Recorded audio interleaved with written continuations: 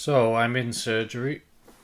So I get rushed into surgery. Basically, they found an abscess on the foot of the spinal cord. They injected dyes in and stuff like that, and they found this abscess on the bottom of the spinal cord.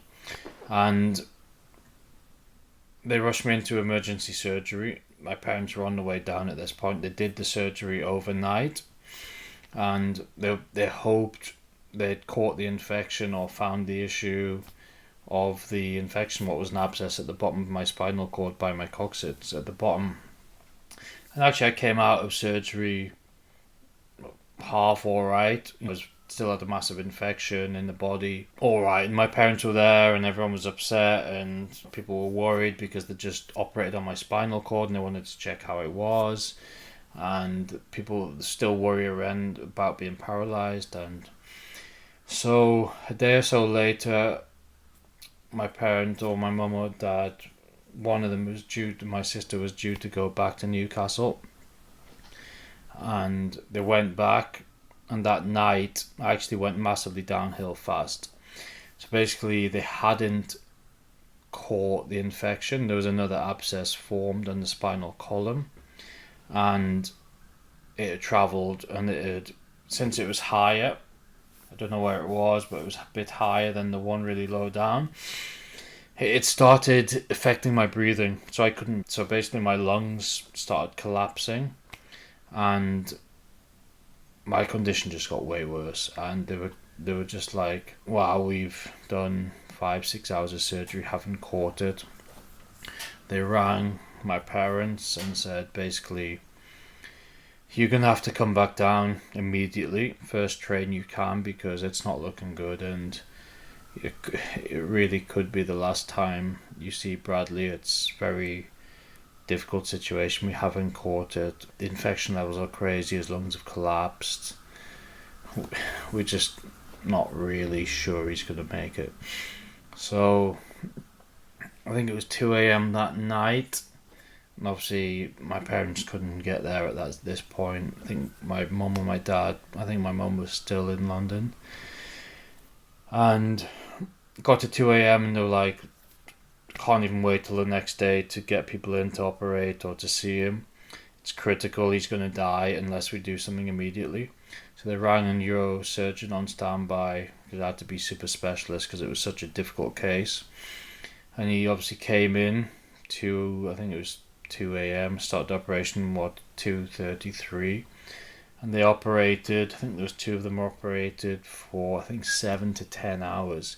Going up my spine, clearing this infection, cutting away the bones on the spinal column, cutting into the spinal column and even cord to allow breathing space. So the main aspect of it, the objective was to save my life. It wasn't to save me being paralyzed or anything. It was to save my life. So they were aggressive with the aspect of, I have to save this guy's life, but we also he's a 27-year-old guy, he's a fit guy, he's a fitness trainer. We want to try our best if we can to save his limbs, but we almost can't.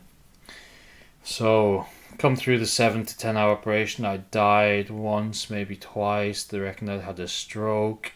My lungs had collapsed. I was choking because there was no, muscles to push up phlegm or get it out.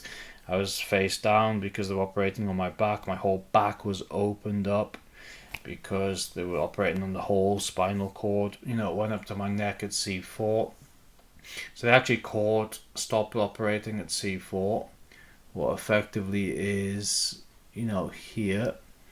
So this is about 4 inches off your brain, and if obviously it goes to your brain, it's game over. You either brain dead or dead within seconds. So they got there, luckily stopped there, and I was in massive, obviously, intensive care.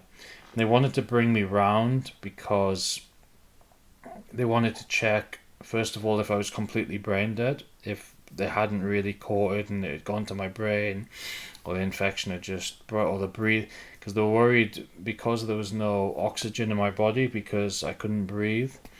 there was massive starvation of oxygen to my body, so my whole body was completely zero, like white, like before paper white, because I couldn't get oxygen around my body. And they wanted to check, first of all, if I was brain dead because they needed to turn the machine off. Second of all, if I had any sort of response, and third, if I did respond, was I completely paralyzed. So I did wake up after a day or so, and the problem is you're on such a high amount of painkillers, morphine, drugs, and they wanted to see if I was responsive, if I was brain dead or not, and they said, "Are you okay?" And I said, "Yes, I'm all right." And they said, "Can you move your arms?" And I tried to move my arms, I couldn't move it. They said, "Can you move your legs?" Couldn't move it.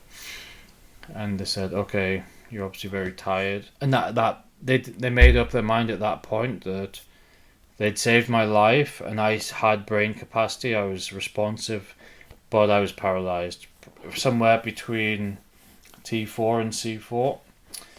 Paralyzed from somewhere in between there. And what they were hoping was I was paralyzed from here, so I was hopefully lucky enough to get my arm movement. So, I can operate a wheelchair or something like that, and that's what they kind of wanted to know. So they did that. Then obviously being massively on morphine and stuff, you're just in and out of consciousness, and the recovery aspect, your body's, I couldn't breathe. I had antibiotics going through my bicep direct into my heart, one in my groin direct in, super strong to kill any sort of anti-infection, tubes up my nose to feed me, masks to help to make me breathe. I couldn't breathe on my own. So I was like that for maybe a week, and eventually they came round, and I gained enough consciousness to be able to have a conversation. And I remember maybe, well, that's kind of where the next part of the story starts.